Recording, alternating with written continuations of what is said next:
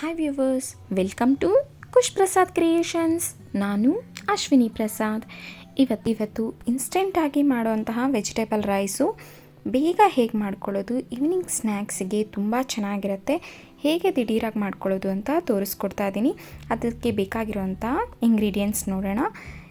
Beans ಸ್ವಲ್ಪ cut ಮಾಡಿ ತೊಗೊಂಡಿದ್ದೀನಿ, ಕ್ಯಾರೆಟು, ಕ್ಯಾಪ್ಸಿಕಮ್ ಸ್ವಲ್ಪ, ನವಿಲುಕೋಸು ಸ್ವಲ್ಪ, ಈರುಳ್ಳಿ ಒಂದು, ಕರಿಬೇವಿನ ಸೊಪ್ಪು, ಕಡಲೆಬೇಳೆ, ಟೊಮೆಟೊ ಒಂದು, ಗೋಡಂಬಿ ಮತ್ತು ಬಾದಾಮಿ, ಅಚ್ಚಕಾರದ ಪುಡಿ, ಧನಿಯಾ ಸ್ವಲ್ಪ ಎಣ್ಣೆ, ಸ್ವಲ್ಪ ಜೀರಿಗೆ, ಸ್ವಲ್ಪ ಸಾಸಿವೆ, ಹಾಗೆ ರುಚಿಗೆ ತಕ್ಕಷ್ಟು ಉಪ್ಪು. ಇದೆಲ್ಲ ಹಾಕಿ ಇನ್ಸ್ಟೆಂಟಾಗಿ ಹೇಗೆ ಮಾಡ್ಕೊಳ್ಳೋದು ಅಂತ ತೋರಿಸ್ಕೊಡ್ತಾ ಇದ್ದೀನಿ. ಈಗ ಒಂದು ಬಾಣಲಿ ಇಟ್ಕೊಂಡು ಅದಕ್ಕೆ ಒಂದು 3 ಟೇಬಲ್ ಸ್ಪೂನಷ್ಟು ಎಣ್ಣೆನ ಹಾಕ್ಕೊಳ್ತಾ ಇದ್ದೀನಿ. ಇಲ್ಲಿ ನಾವು ನೀರು ಹಾಕೋದಿಲ್ಲ, ಆದ್ದರಿಂದ ಎಣ್ಣೆ ಸ್ವಲ್ಪ ಜಾಸ್ತಿ ಬೇಕಾಗತ್ತೆ.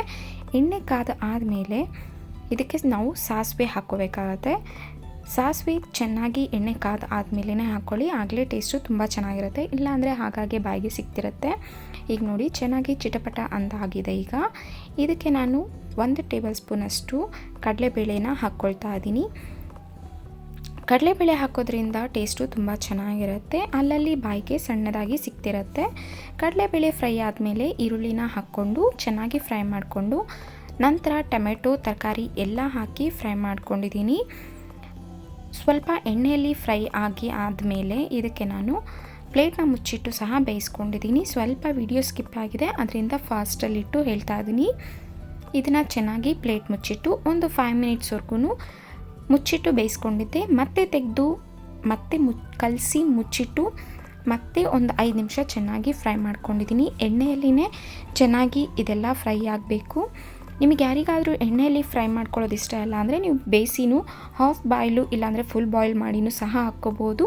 ಆ ಥರನೂ ಟೇಸ್ಟು ಚೆನ್ನಾಗಿರುತ್ತೆ. ಇಲ್ಲಿ ನಾನು ಕಂಪ್ಲೀಟಾಗಿ ಎಣ್ಣೆಯಲ್ಲಿನೇ ಫ್ರೈ ಮಾಡ್ಕೊಳ್ತಾ ಇದ್ದೀನಿ. ಈಗ ತರಕಾರಿ ಎಲ್ಲ ಎಣ್ಣೆಯಲ್ಲಿ ಚೆನ್ನಾಗಿ ಫ್ರೈ ಆಗಿದೆ. ಈಗ ಇದಕ್ಕೆ ಅಚ್ಚ ಖಾರದ ಪುಡಿ ಸ್ವಲ್ಪ ಹಾಕ್ಕೊಳ್ತಾ ಇದ್ದೀನಿ. ನಿಮಗೆ ಖಾರ ಎಷ್ಟು ಬೇಕೋ ಅಷ್ಟು ನೀವು ನೋಡಿಕೊಂಡು ಅಚ್ಚ ಖಾರದ ಪುಡಿ ನಿಮ್ಮ ಟೇಸ್ಟ್ ವೈಸು ಹಾಕ್ಕೋಬೇಕು. ಈಗ ಇದಕ್ಕೆ ನಾನು ಒಂದು 1/4 ಟೀ ಸ್ಪೂನಷ್ಟು ಧನಿಯಾ ಪುಡಿ ಹಾಕ್ಕೊಳ್ತಾ ಇದ್ದೀನಿ. ಇದ್ರ ಜೊತೆಗೆ ನೀವು ಗರಂ ಮಸಾಲ ಇಲ್ಲಾಂದರೆ ಜೀರಿಗೆ ಪುಡಿನೂ ಸಹ ಹಾಕ್ಕೋಬೋದು, ಬಟ್ ನಾನು ಇವತ್ತೇನೂ ಹಾಕಿಲ್ಲ. ಇದಕ್ಕೆ ಸ್ವಲ್ಪ ಅರಿಶಿನ ಸಹ ಹಾಕ್ಕೊಳ್ತಾ ಇದ್ದೀನಿ, ಒಳ್ಳೆ ಕಲರ್ಗೋಸ್ಕರ.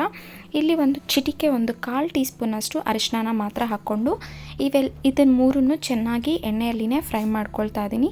ನಾವು ಟೊಮೆಟೊ ಹಾಕ್ತಾ ಇರೋದ್ರಿಂದ ಲೆಮನ್ ಹಾಕ್ತಾ ಇಲ್ಲ, ಸ್ಕಿಪ್ ಮಾಡಿದ್ದೀನಿ.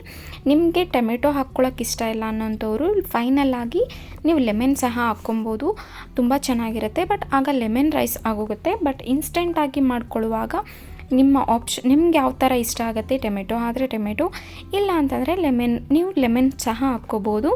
ಈಗ ರುಚಿಗೆ ತಕ್ಕಷ್ಟು ಉಪ್ಪನ್ನ ಹಾಕ್ಕೊಂಡು ಇದನ್ನು ಚೆನ್ನಾಗಿ ಕಲಿಸ್ಕೊಳ್ತಾ ಇದ್ದೀನಿ. ನೀವು ಇನ್ನೂ ಯಾರಾದರೂ ಫಸ್ಟ್ ಟೈಮ್ ನನ್ನ ಚಾನಲ್ನ ನೋಡ್ತಿದ್ರೆ ಪ್ಲೀಸ್ ಸಬ್ಸ್ಕ್ರೈಬ್ ಮಾಡ್ಕೊಳ್ಳಿ, ಬೆಲ್ ಐಕಾನ್ ಪ್ರೆಸ್ ಮಾಡಿ.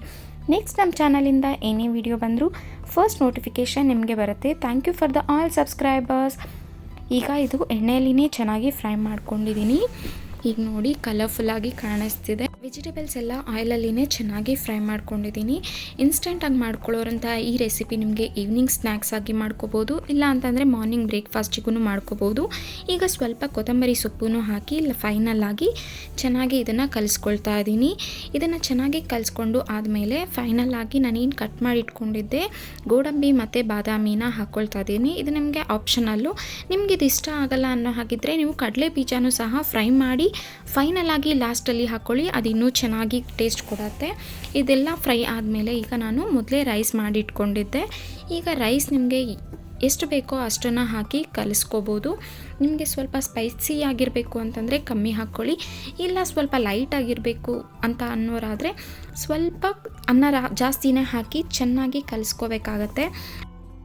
ಈ ರೆಸಿಪಿನ ನೀವು ಒಂದ್ಸಲ ಮನೇಲಿ ಟ್ರೈ ಮಾಡಿ ನೋಡಿ. ಇನ್ಸ್ಟೆಂಟ್ ರೆಸಿಪಿ ತುಂಬಾ ಟೇಸ್ಟಾಗಿರುತ್ತೆ, ತುಂಬ ಚೆನ್ನಾಗಿರುತ್ತೆ. ಇದಕ್ಕೆ ನೀವು ಗರಂ ಮಸಾಲ ಹಾಕ್ಕೊಂಡ್ರೆ ಇನ್ನೂ ಸೂಪರಾಗಿ ಟೇಸ್ಟ್ ವೈಸ್ ಬರುತ್ತೆ.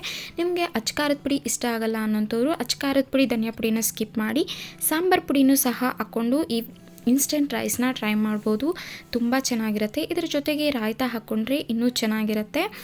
ಈ ರೆಸಿಪಿನ ನೀವು ಮನೇಲಿ ಒಂದು ಸಲ ಟ್ರೈ ಮಾಡಿ ನೋಡಿ. ನಿಮಗೆ ಇಷ್ಟ ಆಯಿತು ಅಂದರೆ ನಿಮ್ಮ ಒಪಿನಿಯನ್ನ ಕಮೆಂಟ್ ಮೂಲಕ ತಿಳಿಸಿ. ನೀವು ಇನ್ನೂ ಯಾರಾದರೂ ಫಸ್ಟ್ ಟೈಮ್ ನನ್ನ ಚಾನಲ್ನ ನೋಡ್ತಿದ್ರೆ ಈ ವಿಡಿಯೋ ಇಷ್ಟ ಆಗಿದ್ದರೆ ಲೈಕ್ ಮಾಡಿ, ಶೇರ್ ಮಾಡಿ.